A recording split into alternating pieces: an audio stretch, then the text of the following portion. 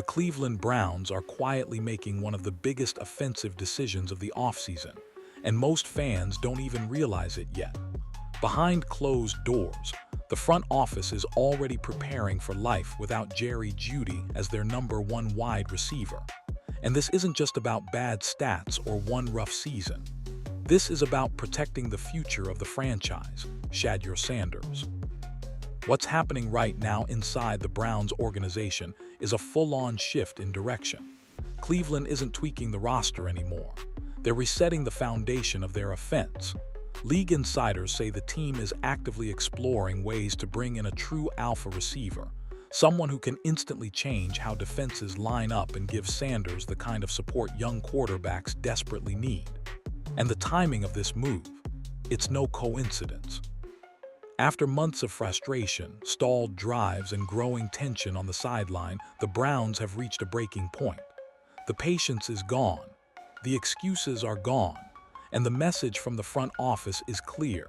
If you can't elevate Shedeur Sanders, you're replaceable. This situation didn't explode overnight. It's been building quietly all season. Missed opportunities, momentum-killing drops, on-field chemistry issues. And then behind the scenes, reports started surfacing about locker room tension and resistance to the offensive changes being built around Sanders. That's when things shifted from fixable to unacceptable.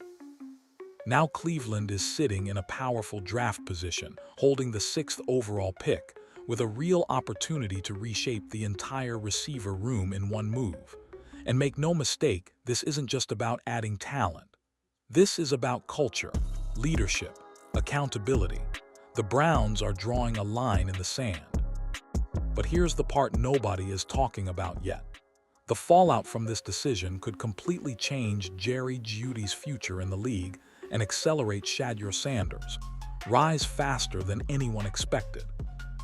And once you see how bad things really got behind the scenes, you'll understand exactly why Cleveland is ready to pull the trigger on a major offensive reset. Here, where everything started to unravel, what looked like a normal down year on the surface was actually turning into a serious internal problem behind closed doors. Coaches weren't just frustrated with production, they were losing trust. And in the NFL, once trust is gone, the clock starts ticking fast. Jeudy wasn't brought to Cleveland to be solid. He was brought in to be the WR1, the guy who wins on third down, the guy who bails out his quarterback when protection breaks down, the guy defenses actually have to fear.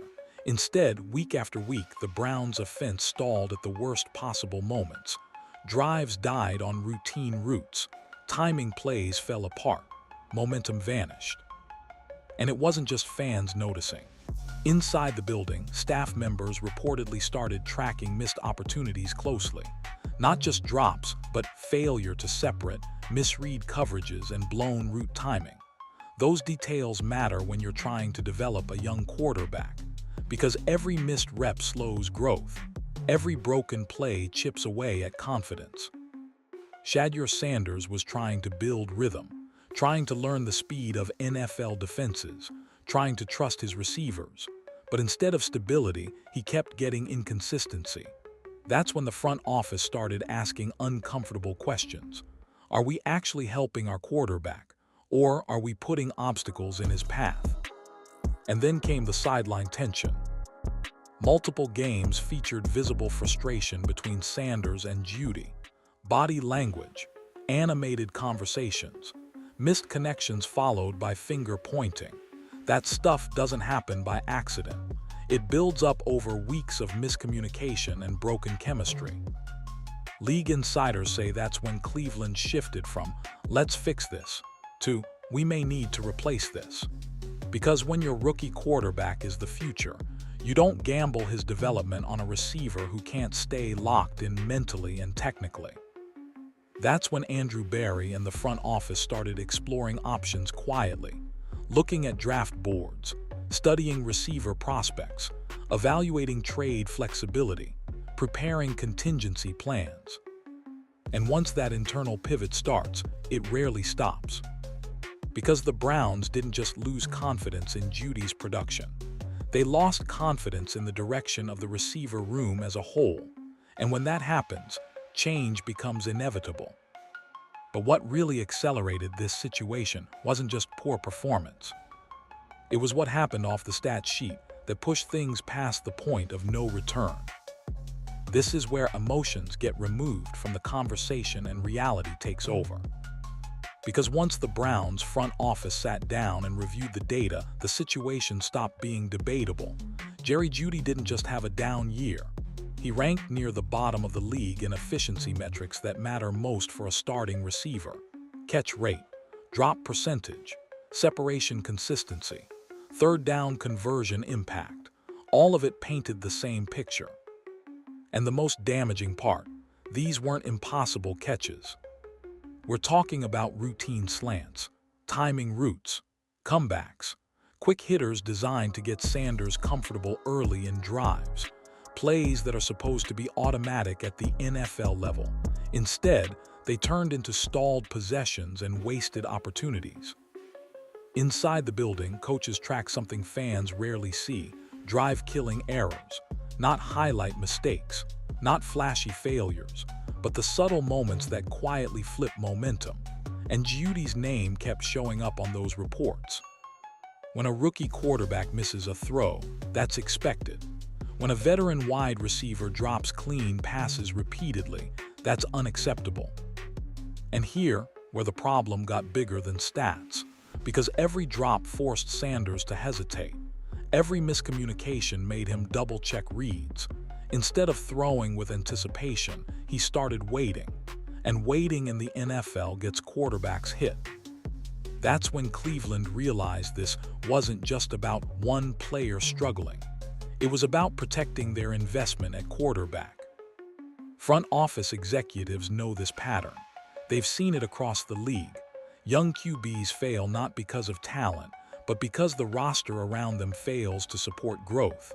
Bad receivers ruin timing, poor chemistry kills rhythm, and unreliable targets destroy confidence.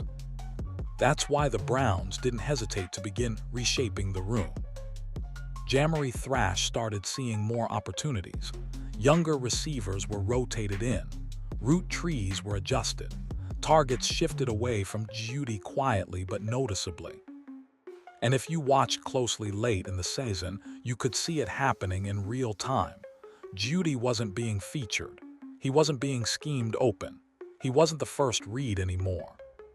That tells you everything. Because NFL coaches don't do that unless they've already made an internal decision. But performance wasn't the only factor pushing Cleveland toward the exit door. What happened behind the scenes with leadership and accountability changed everything. There's always a breaking point in situations like this, a moment when frustration turns into action. And inside the Browns organization, that moment didn't come from a stat sheet, it came from the sideline. According to team insiders, tensions between Jeudy and Shedeur Sanders had been building quietly for weeks. Missed routes, timing issues, body language after plays, subtle things at first, but over time those small cracks turned into visible fractures. Then it finally boiled over. During one game late in the season, cameras caught a heated exchange between Jeudy and Sanders. At first glance, it looked like normal football emotion. Quarterbacks and receivers argue all the time. That part isn't unusual. What made this different was what happened afterward. Instead of handling it privately, sources say Jeudy continued expressing frustration in the locker room and later in interviews, placing blame on execution issues without taking responsibility for his own mistakes. And that didn't sit well with anyone in the building. For a young quarterback, this is dangerous territory.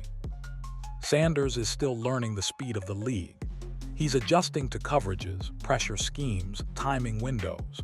What he needs most is trust. Receivers who run routes clean, finish catches, and stay mentally locked in when adversity hits. What he got instead was tension. Veteran players are expected to stabilize locker rooms, especially wide receivers who work directly with quarterbacks. They're supposed to calm situations down, not escalate them. They're supposed to pull younger players aside, not put them on blast. That's where Cleveland drew the line. Because once leadership becomes a problem, talent alone stops mattering. Front office executives reportedly viewed the confrontation as a red flag, not because emotions flared, that happens, but because accountability didn't follow.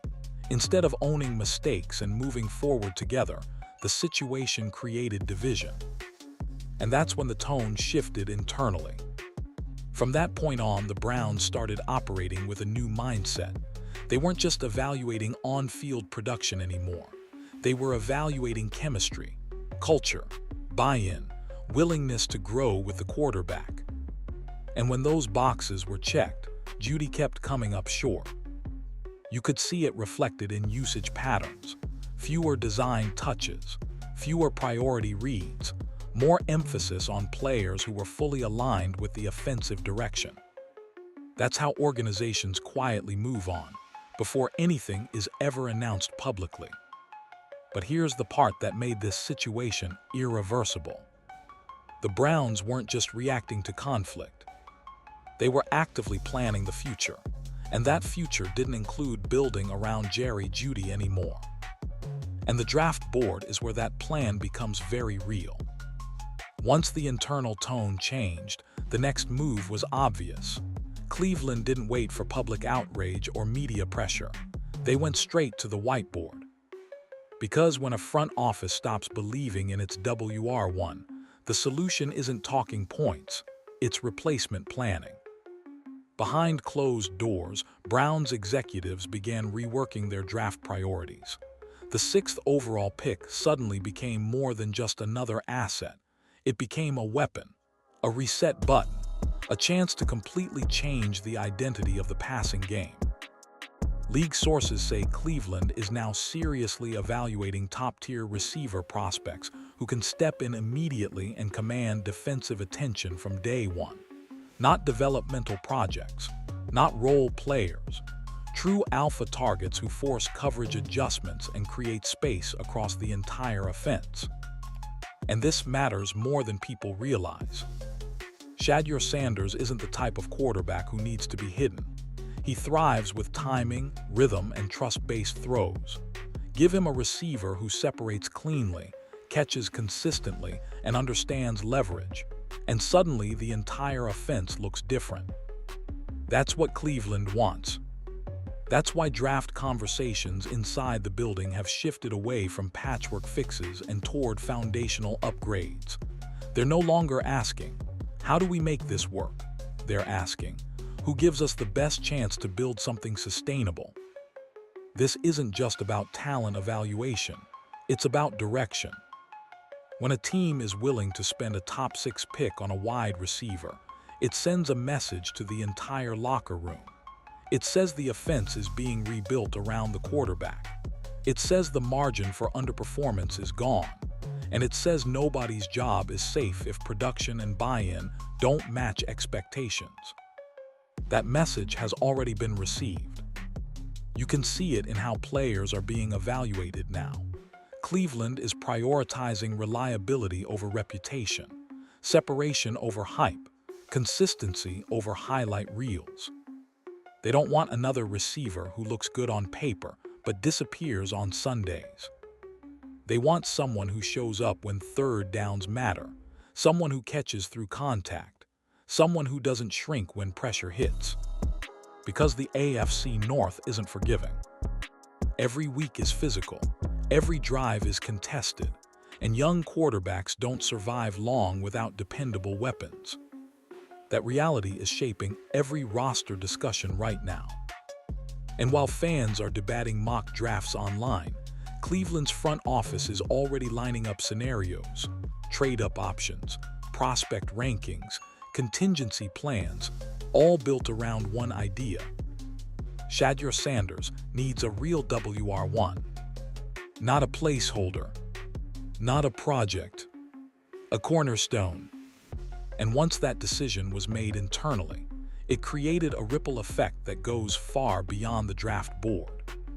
Because now the question is if the receiver room will change. It's how fast. And the next move Cleveland makes will officially close the chapter on Jeudy's role as the face of this offense. At this point, the situation isn't about what if anymore, it's about timing. Inside the Browns organization, the writing on the wall is getting clearer by the week.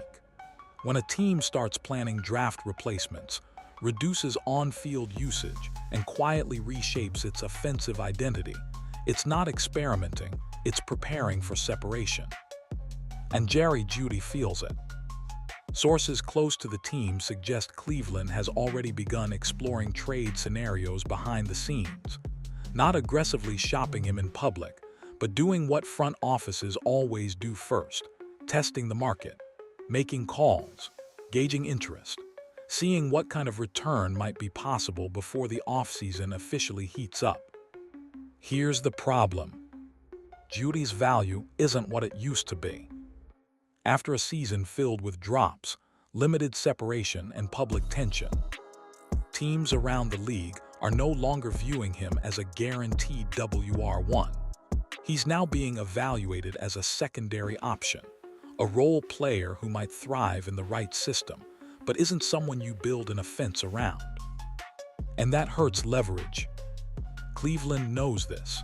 That's why they aren't waiting for perfect offers. They're preparing for strategic exits. Whether that means a mid-round pick swap, packaging him into a larger deal, or moving him for cap flexibility, the goal is the same: clear space for a new core. What makes this situation even more telling is how the Browns have shifted their messaging. Instead of defending Jeudy publicly, team officials have gone quiet. No big endorsements. No, we believe in him long-term statements. No reassurances about his future role. Silence is often louder than words in the NFL. Because organizations don't protect players they're planning to move on from. They create distance. At the same time, Cleveland has increased its focus on building chemistry around Shedeur. More reps with younger receivers. More attention on players who respond positively to coaching. More emphasis on alignment and buy-in. That's not accidental. That's prioritization. And it sends a very direct signal. The offense is being rebuilt around the quarterback, not around past draft investments. Jeudy's situation has now shifted from prove-it year to audition phase.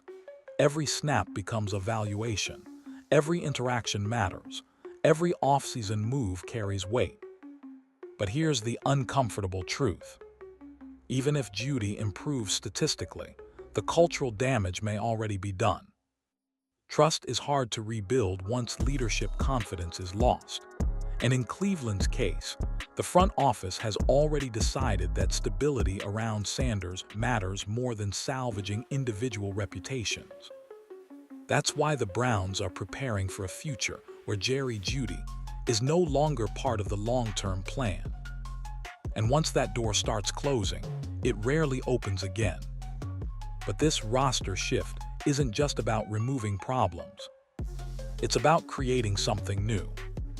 And the next phase of Cleveland's strategy shows exactly how serious they are about building around Shedeur. Now here, where things get dangerous for the rest of the league. Because Cleveland isn't just planning to move on, they're planning to upgrade aggressively. With the 6th overall pick in the upcoming draft, the Browns are sitting in prime position to completely reshape their offense overnight. This isn't a late first-round dart throw. This is premium real estate. And according to league chatter, Cleveland is treating this pick like a weapon. The front office isn't looking for potential, they're targeting impact. That means elite route runners, instant separators, receivers who can command double coverage on day one, the type of players defensive coordinators have to game plan for before kickoff. And more importantly, the type of receiver a young quarterback like Shedeur desperately needs. Think about what that does to the offense. Suddenly Sanders isn't forcing throws into tight windows. Suddenly defenses can't stack the box or cheat safeties toward the run. Suddenly the playbook opens up. Play action becomes lethal. Timing routes become automatic. Third downs become manageable instead of desperate. That's the ripple effect Cleveland is chasing. And the scouting department knows it. Reports suggest the Browns have already prioritized wide receiver evaluations at the top of their draft board.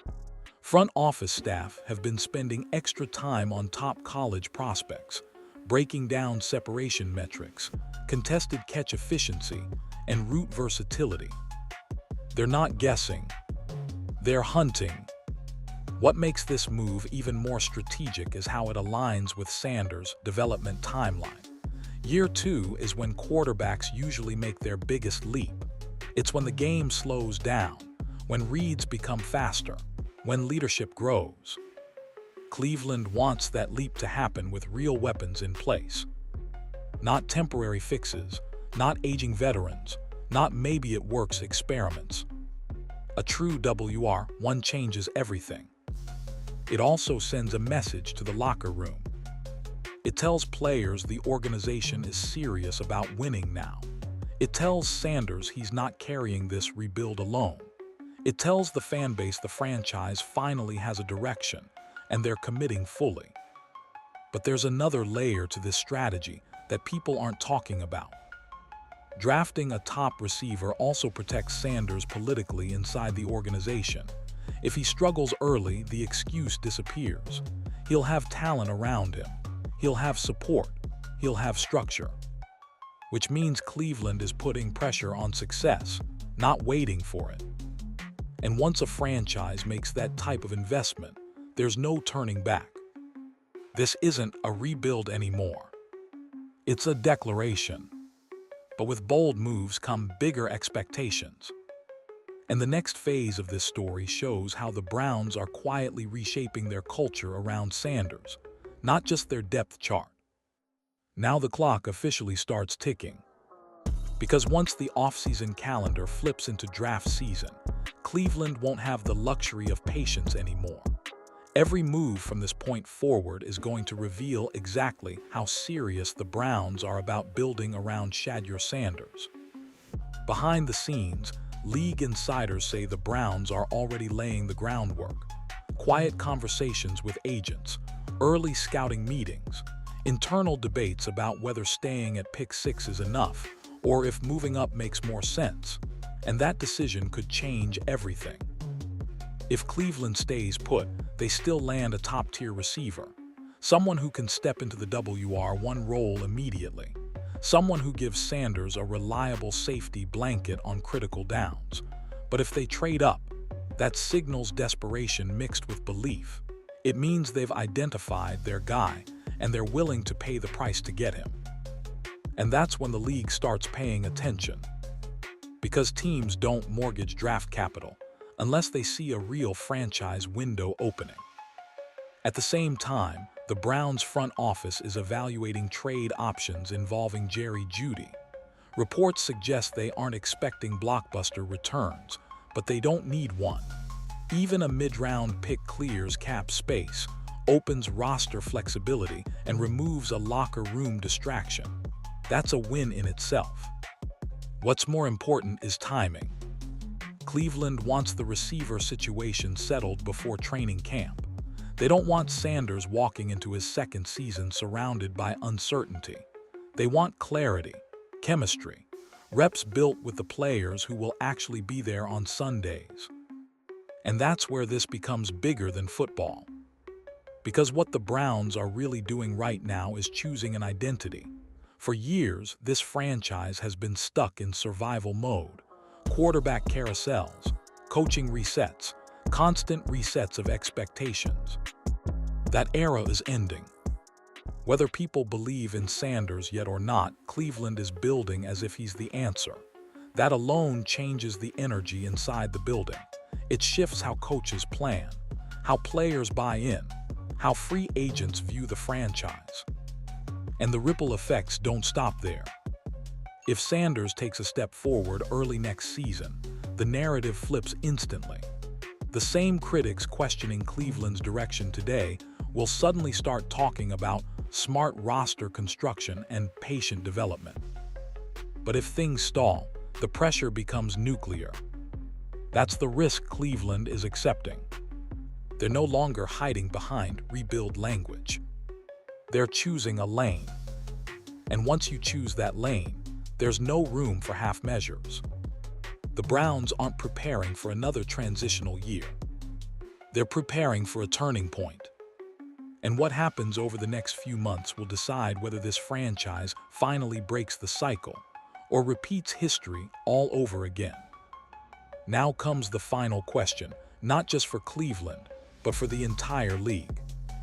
This is the moment where Cleveland stops drifting and finally commits. No more hedging, no more half steps, no more protecting underperforming veterans because of name value or draft status. The Browns are standing at a fork in the road, and every sign points to one clear decision: build around Shedeur Sanders and reshape everything else to match that vision. Because here's the reality most fans don't want to admit. You don't get unlimited chances with young quarterbacks. You either surround them with structure, protection, and weapons early, or you watch potential fade away before it ever fully develops. Cleveland has seen that movie too many times already. That's why this offseason feels different. This isn't just about replacing Jeudy. It's about sending a message inside the locker room. Performance matters, accountability matters, chemistry matters. If you can't elevate the quarterback, you're not part of the future. And make no mistake, the front office knows what's at stake.